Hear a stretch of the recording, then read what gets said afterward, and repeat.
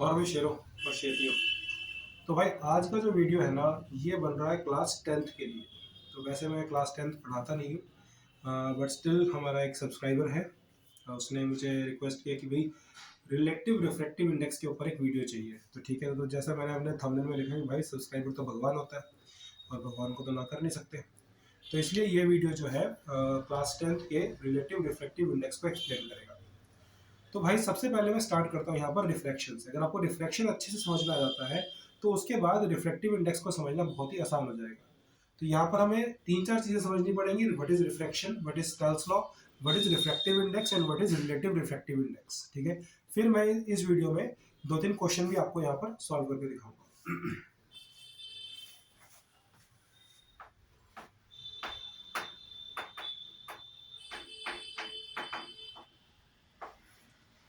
तो सबसे पहले आप बात कर लेते हैं रिफ्रैक्शन की। देखिए रिफ्रैक्शन क्या होता है? It is the phenomena of bending of light when light changes it's medium. जब लाइट अपना मीडियम बदल लेती है तो लाइट अपना रास्ता भी मोड़ लेती है।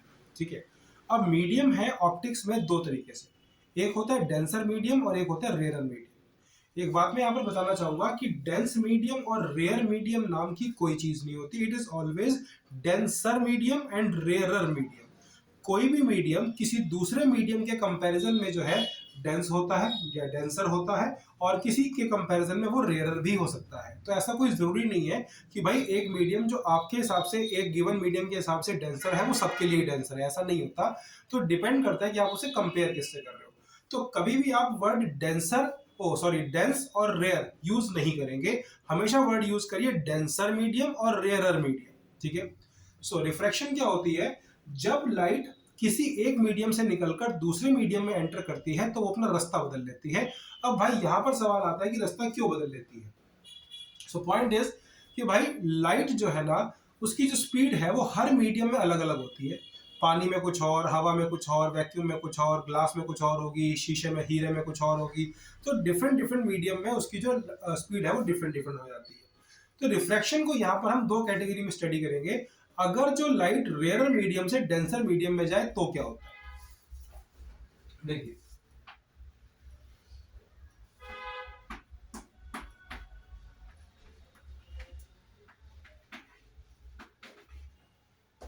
सबसे पहले हम यहाँ पर एक नॉर्मल ड्रॉ कर लेंगे। This is called as normal.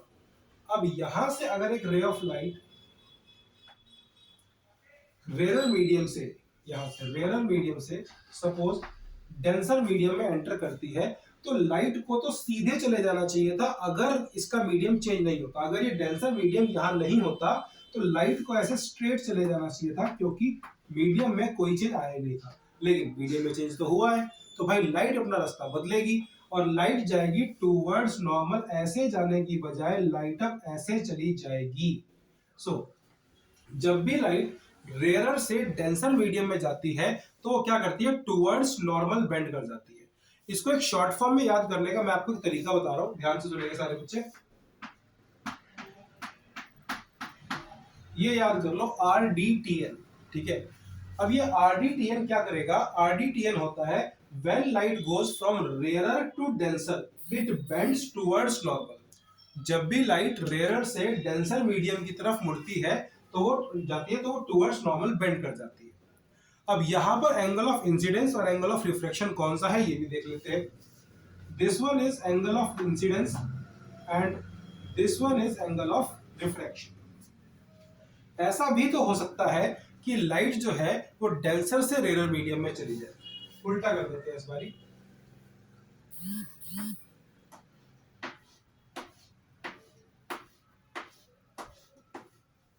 Suppose अब जो है ना, लाइट डेंसर मीडियम में थी और ये रेयर मीडियम में एंटर कर रही है। तो यहां से एक नॉर्मल ड्रॉ करेंगे, ये यहां से लाइट आ गई।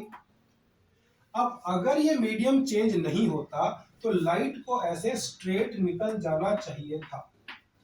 अगर ये मीडियम चेंज नहीं होता तो लाइट को ऐसे स्ट्रेट निकल जाना चाहिए था, लेकिन मीडियम तो चेंज हुआ है। अब जो लाइट है ना वो अवे फ्रॉम नॉर्मल बेंड हो जाएगी, इधर आने की बजाय अब लाइट उस तरफ चली जाएगी। So this will be the case of refraction. अब जो है ना लाइट इस तरीके से बेंड हो गई, तो ये आपका बनेगा एंगल ऑफ इंसिडेंस और ये आपका बनेगा एंगल ऑफ रिफ्रैक्शन। इसको याद रखने के लिए मैं आपको फिर से एक फ्रेज बता रहा हूं, ड्रैन, DARN। ये ड्रैन जो है DRAN, ये आपको याद रखने में हेल्प करेगा। When the light goes from denser medium to rare medium it bends away from the normal. ठीक है, D for denser, R for rare, A for away, N for normal. यहाँ पर R for rare, D for denser, T for towards, N for normal. तो RDTN और DRAN, ये दो phrase आप याद कर लेंगे तो कभी नहीं भूलेंगे कि भाई लाइट किस तरफ मुड़ेगी। ठीक है, अब यहां पर हम बात कर लेते हैं स्नेल्स लॉ की। चलिए मैं इसको रब कर देता हूं और then will move to Snell's law.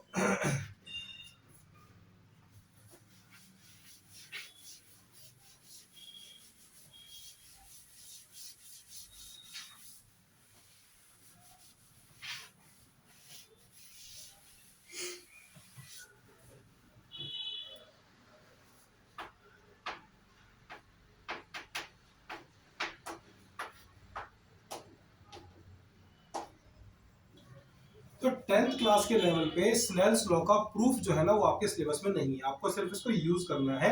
अगर गलती से 10th पास हो गई और उसके बाद गलती से 11वीं पास हो गई और गलती से उसके बाद 12th में आ गए तो भाई वहां पर इसका प्रूफ देखने को मिलेगा आपको वेव ऑप्टिक्स के अंदर। ठीक है, फिलहाल हम स्नेल्स लॉ के बारे में बहुत सिंपल सी बात करते हैं, बुकिश लैंग्वेज में नहीं जाऊंगा, बिल्कुल सिंपल सी बात बताऊंगा जिससे कि आपको स्नेल्स लॉ एक बार में याद हो जाएगा करना कैसे है। ठीक है, इसके कोई 3-4 केस याद करने की जरूरत है, एक ही केस में सब समझ में आ जाएगा। सपोज ये एक मीडियम की बाउंड्री है, यहां पर रेरर मीडियम है और यहां पर डेंसर मीडियम है और ये नॉर्मल है, दिस इज अ नॉर्मल। ठीक है, एक रे ऑफ लाइट यहां से गई और बेंड होके इधर चली गई, क्योंकि RDTM, अगर जो लाइट रेरर मीडियम से डेंसर मीडियम में आएगी तो इस तरीके से ऐसे बेंड हो जाएगी। This will be your angle of incidence and this will be your angle of refraction. अब देखते हैं कि एंगल ऑफ इंसिडेंस और एंगल ऑफ रिफ्रैक्शन जो है इसमें रिलेशन क्या है। स्नेल्स ने एक बात कही थी, ध्यान से सुनेंगे। जो रेरर मीडियम है इसका रिफ्रैक्टिव इंडेक्स हम मान लेते हैं सपोज म्यू आर। अभी मैंने आपको बताया नहीं कि व्हाट इज रिफ्रैक्टिव इंडेक्स, फिलहाल रिफ्रैक्टिव इंडेक्स एक टर्म ऐसी मान के चल लो कि रिफ्रैक्टिव इंडेक्स है रेरर का म्यू आर और डेंसर का जो है ना रिफ्रैक्टिव इंडेक्स है म्यू डी। अब बच्चे इसमें कई बार एक गलती कर देते हैं कि भाई इसको मीडियम 1 मीडियम 2 ऐसे ले लेते हैं, म्यू 1 म्यू 2, उसमें कंफ्यूजन हो जाती है। मैं यहाँ एक बहुत ही सिंपल सी बात बता रहा हूं, जिस मीडियम में जो एंगल बन रहा है उसको उसी के साइन के साथ मल्टीप्लाई कर देना। तो रेरर मीडियम के अंदर बन रहा है एंगल आई, तो भाई म्यू आर को आप साइन आई के साथ मल्टीप्लाई कर देंगे। ये देखने की जरूरत नहीं कि 1 कौन है 2 कौन है, सिंपल सी बात, जिस मीडियम में जो एंगल बन रहा है उसको उसी के साइन के साथ रिफ्रैक्टिव इंडेक्स को मल्टीप्लाई कर देंगे। और यहां पर डेंसर में कौन सा बन रहा है, आर बन रहा है, तो यहां पर देखते हैं म्यू डी को मल्टीप्लाई कर देंगे साइन आर के साथ। ठीक है, बहुत ही सिंपल सी बात थी कि भाई म्यू आर को इस केस में मल्टीप्लाई करेंगे आई के साथ और म्यू डी को मल्टीप्लाई कर देंगे आर के साथ। आपने कुछ नहीं सोचना, सिंपल सी एक बात है कि जो एंगल जिस मीडियम में बन रहा है उस एंगल के साइन को उसी के मीडियम के रिफ्रैक्टिव इंडेक्स से मल्टीप्लाई कर देना और दोनों को इक्वल डाल देना। अब अगर मैं इसको ट्रांसपोज कर लूं, अगर आपको ये स्टेप समझ में आ चुका है तो स्नेल्स लॉ तो यहीं पर ही खत्म हो गया था। ठीक है, स्नेल्स लॉ में इससे ऊपर कुछ नहीं, बस बाकी तो ट्रांसपोजिंग है। तो sine i divide by sine r equals to mu d divide by mu r. तो भाई ये होता है आपका स्नेल्स लॉ। अब इसे लिखने का एक और तरीका होता है, वो भी मैं बता रहा हूं यहां पर, that is called relative refractive index. ध्यान से सुनेंगे, इसको ऐसे भी लिखा जा सकता है,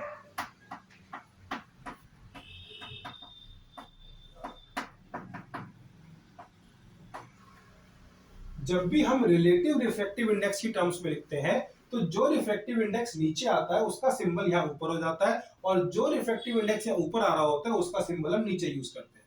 तो ये तो बहुत सिंपल सा स्नेल्स लॉ की एक्सप्लेनेशन कि भाई जिस मीडियम में जो एंगल बन रहा है उसके साइन को उसी के रिफ्रैक्टिव इंडेक्स से मल्टीप्लाई कर दो। अगर लाइट नीचे से ऊपर जा रही होती ये अगर एंगल ऑफ इंसिडेंस होता और ये एंगल ऑफ रिफ्लेक्शन होता तो म्यू टी को साइन आई से मल्टीप्लाई कर देते, म्यू आर को साइन आर से मल्टीप्लाई कर देते। तो बहुत सिंपल सा लॉ था ये। अब हम चलते हैं रिफ्रैक्टिव इंडेक्स की तरफ, जो कि आपका मेन टॉपिक जो आपने पूछा था मुझसे।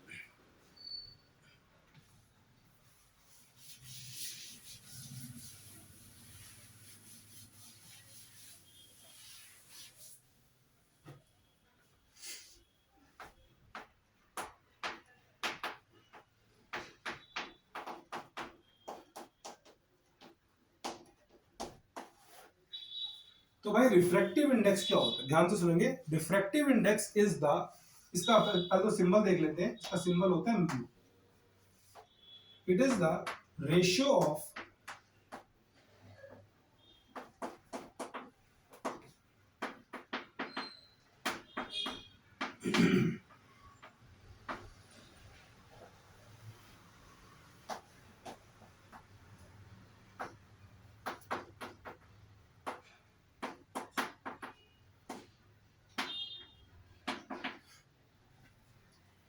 it is the ratio of speed of light in vacuum to the speed of light in the medium। आप किसी भी मीडियम की स्पीड को अगर वैक्यूम से कंपेयर करेंगे तो उस रेशियो को बोलते हैं रिफ्रैक्टिव इंडेक्स। लेकिन यहां पर एक बात फिक्स रखनी है कि जो न्यूमरेटर में जो आप मीडियम लेंगे वो वैक्यूम ही होना चाहिए। न्यूमरेटर में हमेशा speed of light in vacuum ही आएगी। So mu is equals to speed of light in vacuum divide by speed of light in the medium. अब इसको सिंबल की फॉर्म में अगर लिखें तो भाई speed of light in vacuum का जो सिंबल होता है that is c, and speed of light in any medium का सिंबल होता है v। So it is equal to c by v। अब c की value speed of light in vacuum कितनी होती है, 3 into 10⁸ डिवाइड बाय v। अब मैंने यहाँ पर यूनिट्स क्यों नहीं लिखे, बिकॉज ऊपर वाली स्पीड के यूनिट्स नीचे वाली स्पीड के यूनिट से कैंसिल आउट हो जाएंगे। So speed of light in vacuum divide by speed of light in the given medium. अब इसमें पता क्या लगता है, इसमें ये पता लगता है कि भाई किसी मीडियम में लाइट कितना फास्ट और कितना स्लो चलेगी। अब यहाँ पर एक बात और जो है जानने वाली है कि जो स्पीड ऑफ लाइट वैक्यूम में होती है उससे बड़ी कोई स्पीड नहीं हो सकती लाइट की। यानी कि 3 into 10⁸ जो है ना वो सबसे बड़ी वैल्यू है स्पीड ऑफ लाइट की, क्योंकि अलग अलग मीडियम में अलग अलग जो है स्पीड होती है। तो सबसे ज्यादा स्पीड जो होती है लाइट की वो वैक्यूम के अंदर होती है। अब क्योंकि इससे बड़ी स्पीड होना पॉसिबल ही नहीं है, यानी कि आपका जो डिनोमिनेटर है वो कभी न्यूमरेटर से बड़ा हो ही नहीं पाएगा, तो रिफ्रैक्टिव इंडेक्स की वैल्यू हमेशा 1 से छोटी ही रहेगी। ठीक है, सॉरी 1 से बड़ी ही रहेगी, क्योंकि आपका जो न्यूमरेटर है वो कभी भी डिनोमिनेटर से छोटा हो ही नहीं पाएगा। तो जो म्यू की वैल्यू है वो हमेशा 1 से बड़ी ही आएगी। तो यहाँ पर पॉइंट नोट करने वाला ये है, mu is always greater than 1 and mu is equal to 1 for vacuum. सिर्फ वैक्यूम के लिए म्यू की वैल्यू 1 होती है, बाकी और कोई भी मीडियम होगा, आपका एयर हो गया, ग्लास हो गया, वाटर हो गया, डायमंड हो गया, सबके लिए जो है ना ये 1 से बड़ी ही आएगी। नाउ बेसिकली यहां पर ये आपको बता क्या रहा है, ध्यान से देखेंगे। Since mu is equals to c by v, this implies v is equals to c by mu. आपको किसी भी मीडियम का या किसी भी मीडियम में अगर आपको स्पीड ऑफ लाइट निकालनी है तो भाई speed of light in vacuum को उस मीडियम के रिफ्रैक्टिव इंडेक्स से आप डिवाइड कर दो सिंपली। तो जो आंसर आएगा that will be your speed of light in the given medium. I hope कि आपको रिफ्रैक्टिव इंडेक्स क्लियर हो गया होगा। तो रिफ्रैक्टिव इंडेक्स सिंपल सी एक रेशियो है कि भाई speed of light in vacuum कितनी है और स्पीड ऑफ लाइट जिस मीडियम में आप चाह रहे हो वो कितनी है। ठीक है, now let's come to the main topic, relative refractive index. अब मैं इस हेडिंग को रब नहीं करूंगा, इसके साथ ही लिखूंगा relative refractive index.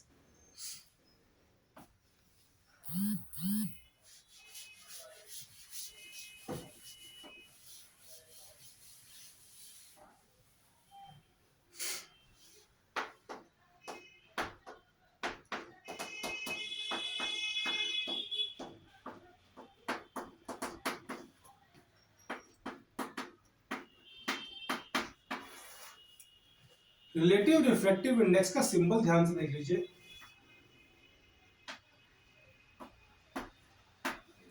This is the symbol of relative refractive index. अब रिफ्रैक्टिव इंडेक्स और रिलेटिव रिफ्रैक्टिव इंडेक्स में क्या फर्क है, ध्यान से सुनेंगे। जब हम किसी भी चीज का रिफ्रैक्टिव इंडेक्स निकालते हैं तो उसको हम कंपेयर करते हैं वैक्यूम के साथ। मान लो हम रिफ्रैक्टिव इंडेक्स निकालते हुए दो चीजों को कंपेयर कर रहे हैं, उसमें से वैक्यूम को हमने यूज ही नहीं किया। मान लो सबसे पहले हम ग्लास का जो है रिफ्रैक्टिव इंडेक्स निकाल रहे थे वैक्यूम के हिसाब से, तो वो था आपका रिफ्रैक्टिव इंडेक्स। मान लो कि मैं ग्लास का रिफ्रैक्टिव इंडेक्स एयर के हिसाब से निकाल दूं, या वाटर के हिसाब से निकाल दूं, या डायमंड के हिसाब से निकाल दूं, तो उसको रिफ्रैक्टिव इंडेक्स नहीं कहेंगे, उसको बोलेंगे रिलेटिव रिफ्रैक्टिव इंडेक्स।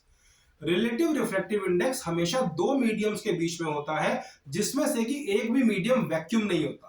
ऊपर वाले में एक मीडियम तो फिक्स था ना, vacuum, speed of light in vacuum divide by speed of light in the medium. यहां पर speed of light in vacuum को यूज ही नहीं करना है, ध्यान से देखेंगे इसको।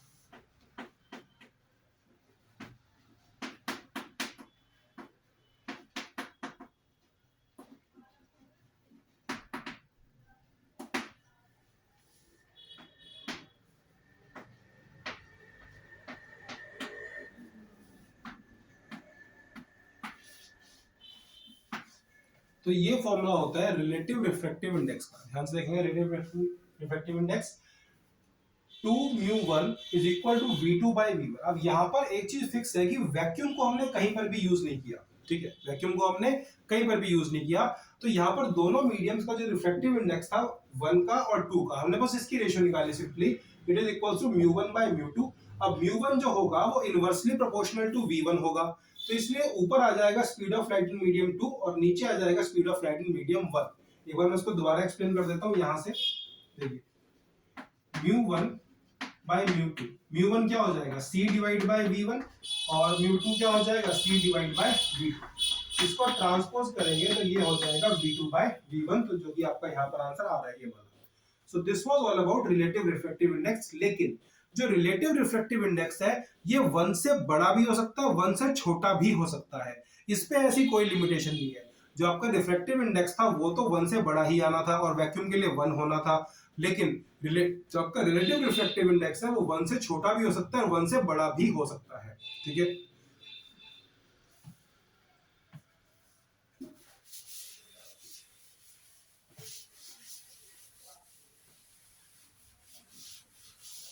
चलिए यहाँ पर हम कुछ क्वेश्चन सॉल्व कर लेते हैं, जिससे कि आपको थोड़ी कंसेप्ट की और अच्छे से क्लैरिटी हो जाएगी।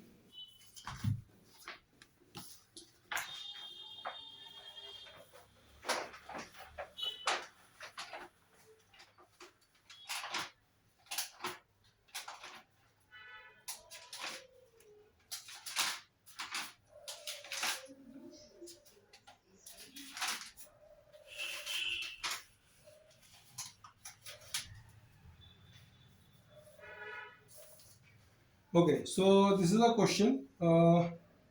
जैसा कि जो पार्थ जो कि सब्सक्राइबर है हमारे, उन्होंने कहा था रिलेटिव रिफ्रैक्टिव इंडेक्स पे क्वेश्चन चाहिए, तो यहाँ पर मैं कुछ क्वेश्चंस करा रहा हूँ, ध्यान से देखेंगे।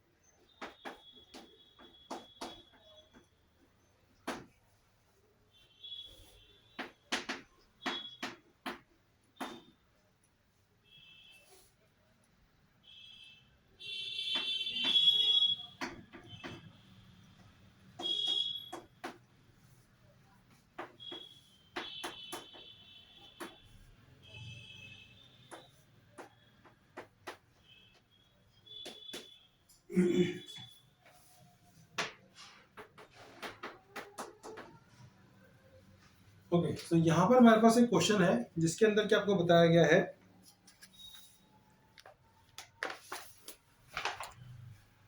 कि the refractive index of ice with respect to air is 1.31 and that of the rock salt is 1.54।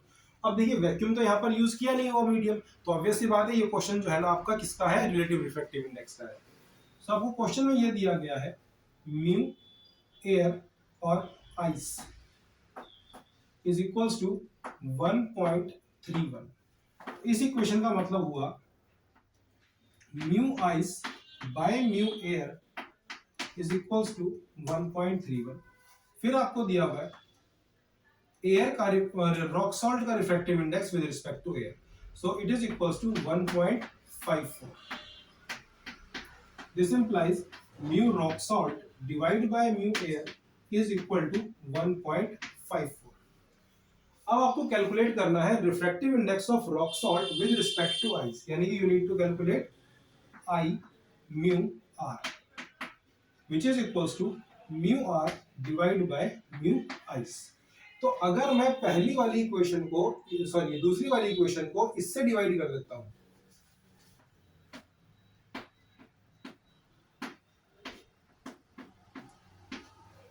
Simple सी बात है, जो आपका रॉक सॉल्ट वाली जो आपकी इक्वेशन थी, क्योंकि आपको आर को ऊपर रखना था, रॉक सॉल्ट को ऊपर रख देंगे और आइस को नीचे रख देंगे। 1.54 डिवाइड बाय 1.31 इसको सॉल्व करेंगे तो आप इसको सॉल्व करके इसका आंसर कैलकुलेट कर सकते हो, वरना इसको आप यहीं पर भी छोड़ सकते हैं। ठीक है, तो आप इसकी रेशियो को एज इट इज छोड़ देंगे, या फिर अगर आपको इसको सॉल्व भी करना है तो इसको सॉल्व कर सकते हैं और डिवाइड करके इसका जो आंसर आ रहा है दैट इज 1.18। ठीक है, तो ये क्वेश्चन अच्छे से इसको समझ लीजिए। अगर एक बार में समझ में नहीं आया, वीडियो को रिवाइंड करो और रिवाइंड करके इसको दोबारा देख लो। ठीक है,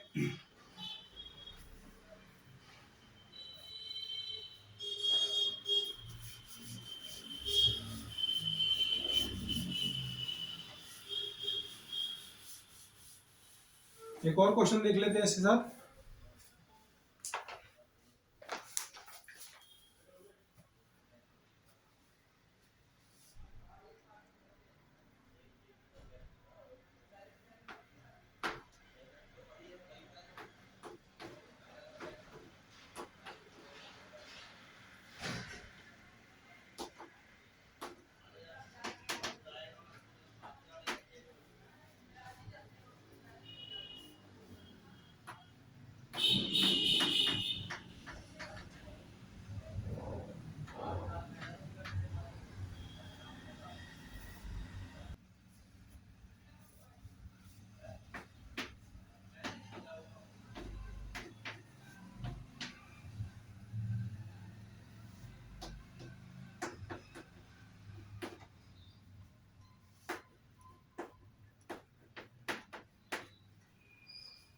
तो भाई सेम पहले जैसे ही क्वेश्चन है, ध्यान से देखेंगे इस क्वेश्चन को।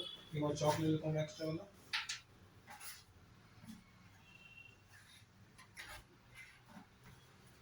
देखिए क्वेश्चन में आपको दिया गया refractive index of medium x with respect to y is 2/3, यानी कि mu y x that is equals to mu x by mu y is equals to 2/3, और refractive index of y with respect to z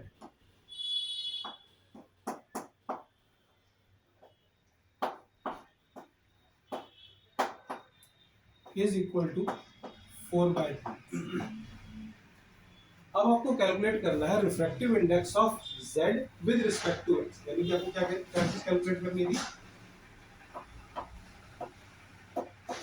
that is equals to mu z divide by mu x। तो फिर से अगर हम इस देखिए यहां से आपको निकालना है mu z bye mu x, तो यहां से हम क्या करेंगे, इसको डिवाइड कर देंगे दोनों को म्यू y से, ये इनके बीच में कॉमन मीडियम था। अब mu y by mu z की वैल्यू 4/3 है, तो mu z bye mu y की वैल्यू तो उल्टी हो जाएगी, ये हो जाएगा यहाँ पर 3/4, और mu x by mu y दिया हुआ है 2/3। तो यहां पर इसको रेसिप्रोकेट करेंगे तो ये हो जाएगा 9/8, यानी कि आपको क्वेश्चन में यूज करना था mu z by mu y, लेकिन यहाँ जो इक्वेशन थी that was mu y by mu z, तो ये 4/3 था, तो उल्टा करके इसको हम क्या कर देंगे 3/4 यूज कर लेंगे, और यहाँ पर 2/3 हो जाएगा, 3 ऊपर चला जाएगा, 4 2 से मल्टीप्लाई करके 9/8 इसका आंसर आ जाएगा। सो आई होप कि आपको रिलेटिव रिफ्रैक्टिव इंडेक्स का जो कॉन्सेप्ट है वो अच्छे से क्लियर हो गया होगा। अगर स्टिल कोई डाउट है आप स्टिल कमेंट करके और कोई हेल्प चाहिए तो आप उसके बारे में पूछ सकते हैं। ठीक है, thank you so much for watching my channel free thinkers education.